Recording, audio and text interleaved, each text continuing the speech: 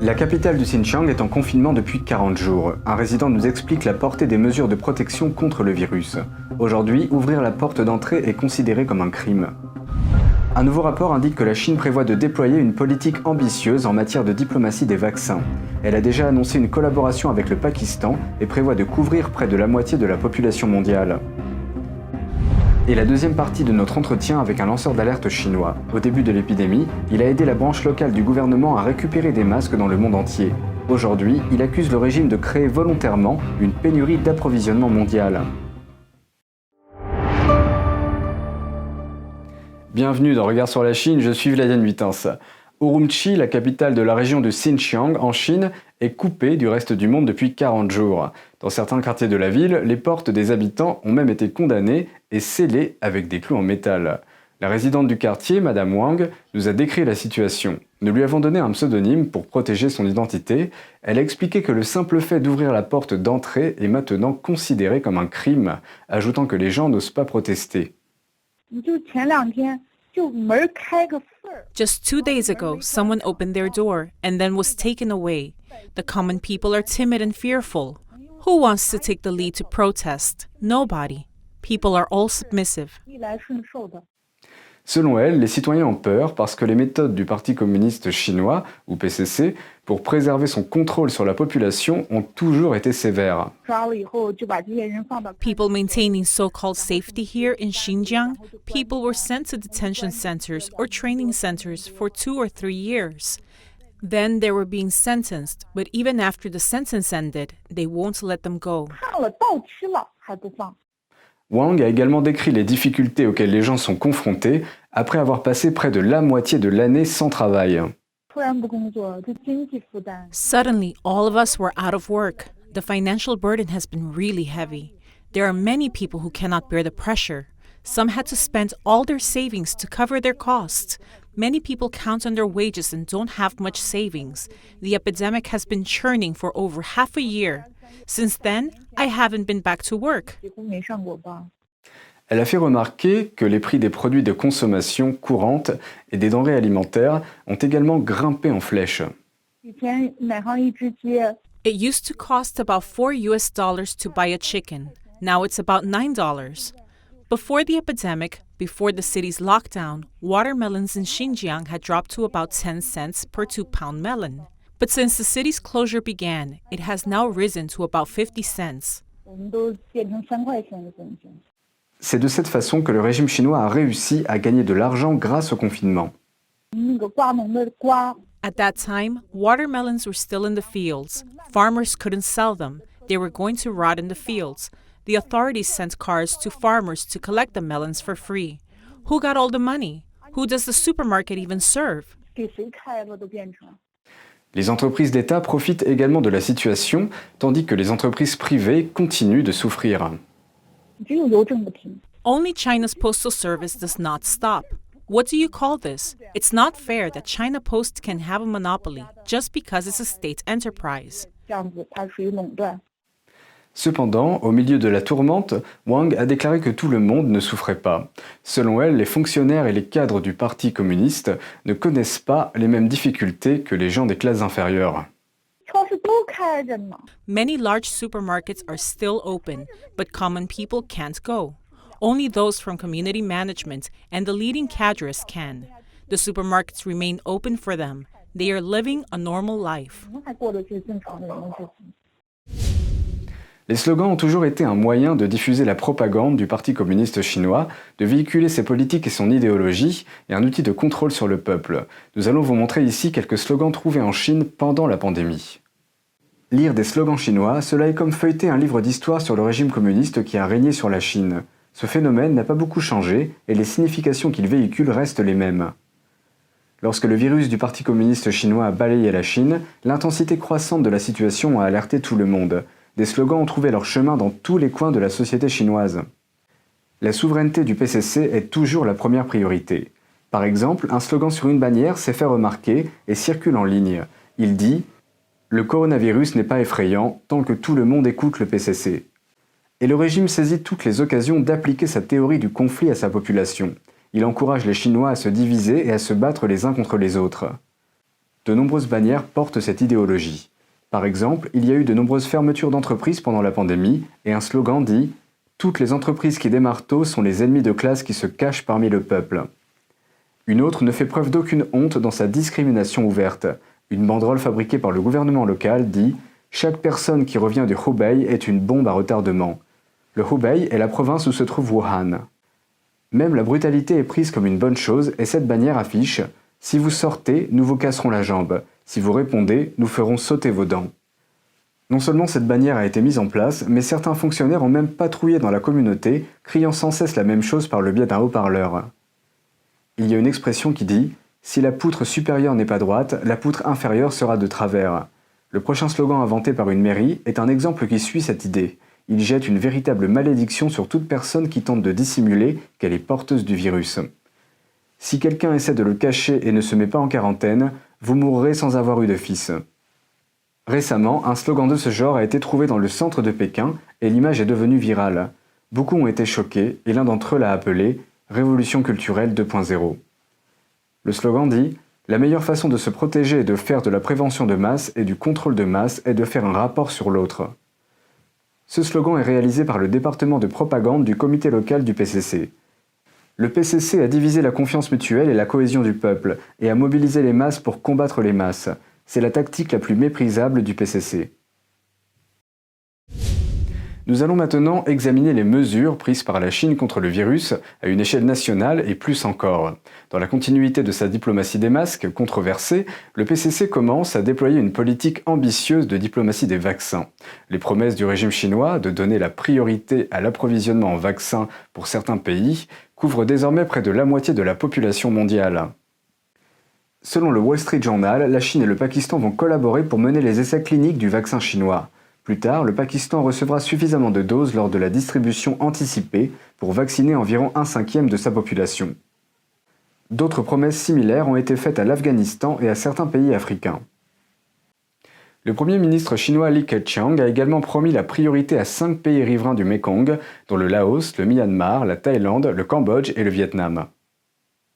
La distribution de vaccins a également une relation avec le conflit de la mer de Chine méridionale. Le président philippin Rodrigo Duterte a promis à la Chine que les membres de l'armée américaine ne retourneraient pas dans leur base à l'intérieur du pays en échange de l'approvisionnement en vaccins. Jusqu'à présent, Pékin a accepté de réfléchir à donner la priorité aux besoins des Philippins. De nombreux pays participent aux essais de la phase 3 sur l'homme en Chine. Parmi eux figurent le Mexique, les Émirats arabes unis, l'Argentine, le Pérou, le Maroc et le Brésil. Tous ces pays figureront également sur la liste des priorités. Selon l'analyste des affaires chinoise Li Lingyi, basée aux États-Unis, la Chine n'a pas la capacité de produire une quantité aussi importante. Li ajoute que les promesses de Pékin ne sont qu'un moyen de rassembler les pays contre les États-Unis ainsi que d'autres pays occidentaux. Le développement de vaccins est une science et doit suivre un processus clair et standardisé pour être approuvé. Le Dr Sean Lin, un ancien chercheur en virologie de l'armée américaine, a fait part de ses inquiétudes à Epoch Times. Il a déclaré « Il est préoccupant que Pékin mentionne des besoins stratégiques car cela signifie que Pékin prend les critères politiques comme priorité ».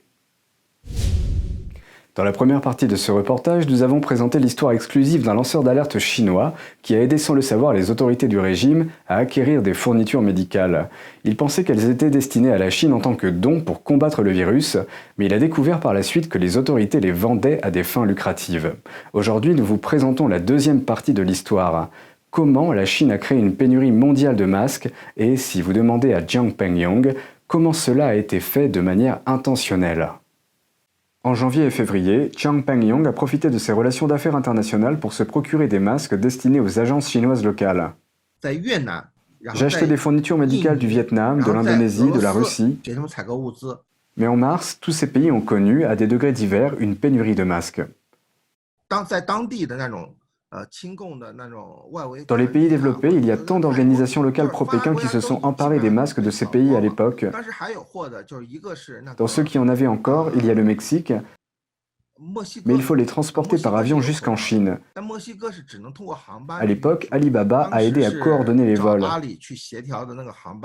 Jiang a également réussi à convaincre un pays de produire des fournitures pour la Chine. Le gouvernement de Malaisie, ils ont accepté de démarrer la production de masques en urgence pour la Chine. Mais il y avait un problème. Il serait impossible pour la Malaisie de se procurer un matériau essentiel utilisé pour produire des masques chirurgicaux et des masques N95. Il s'agit d'un textile non tissé obtenu par filage-soufflage.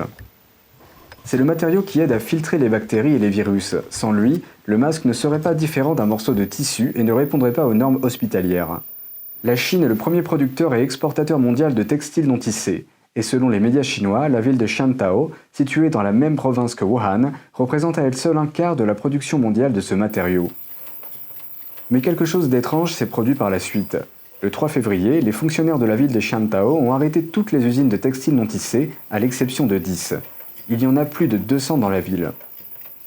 C'était à une époque où les équipements de protection étaient si rares que l'on voyait les travailleurs de première ligne dans les hôpitaux chinois utiliser des dossiers de bureau en plastique pour se protéger. Les responsables affirment qu'ils ont ouvert d'autres usines par la suite, mais les habitants ont déclaré aux médias que la majorité des usines restaient inactives.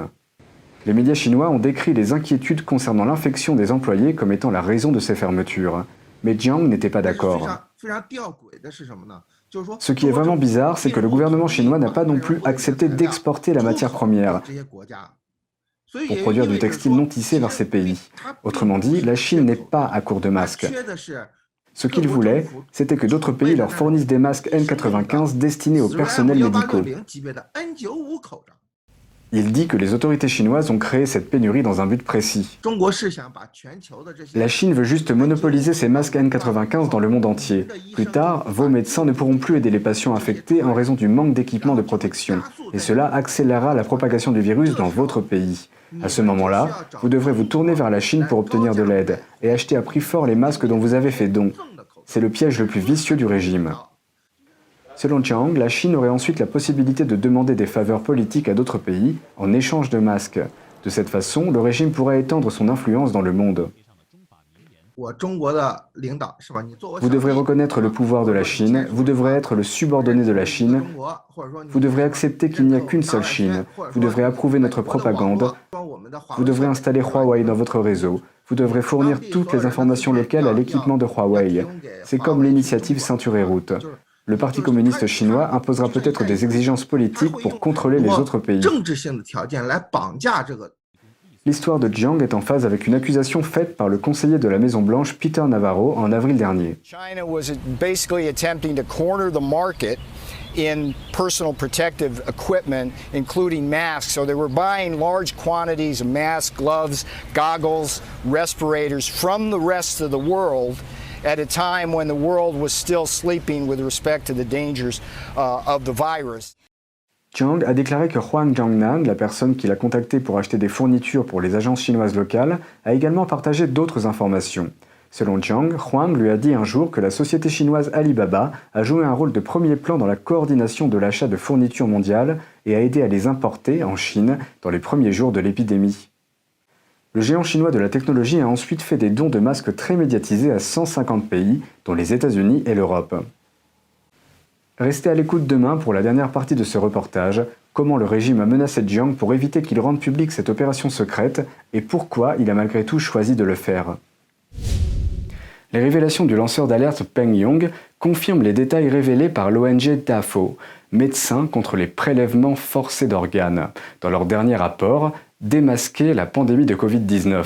Ce rapport a été publié en mai 2020. La Chine était en train d'accumuler des stocks de masques et d'équipements de protection pour créer artificiellement une pénurie mondiale, non seulement pour vendre à profit ce qu'ils avaient souvent obtenu gratuitement, mais aussi pour rendre le monde dépendant de la Chine à travers les fournitures nécessaires dans la lutte contre le Covid-19.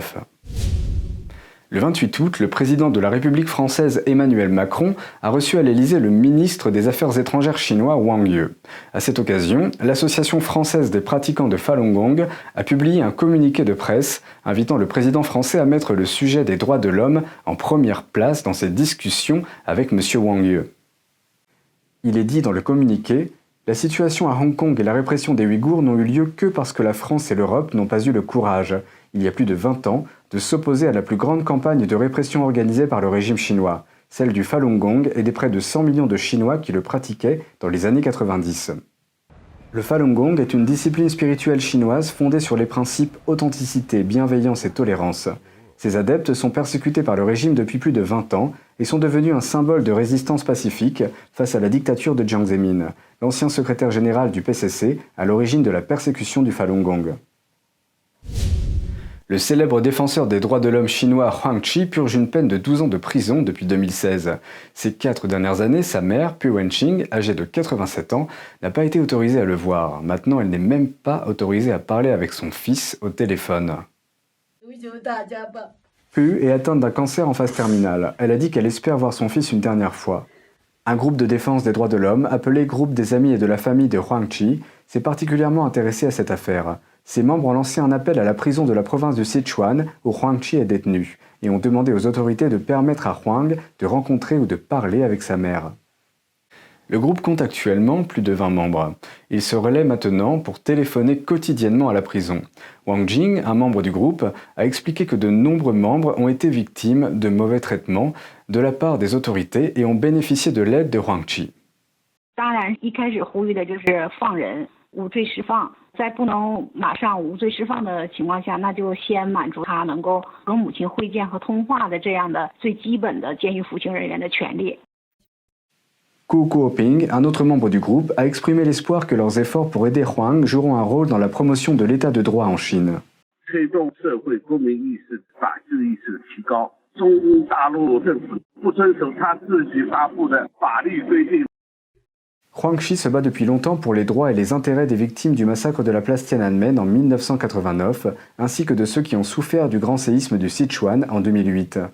Jusqu'à présent, il a été détenu pendant 10 ans au total, à 3 reprises. Il purge actuellement une peine de 12 ans de prison pour ce que les autorités appellent fuite de secret d'État et divulgation illégale de secrets d'État à l'étranger. Ceci après qu'il ait révélé des détails sur les violations des droits de l'homme en Chine aux médias étrangers. Et c'est tout pour aujourd'hui, merci d'avoir suivi Regard sur la Chine, on se donne rendez-vous demain pour une prochaine émission. N'hésitez pas à réagir, à commenter ou à vous abonner à la chaîne YouTube. Très bonne soirée et à bientôt.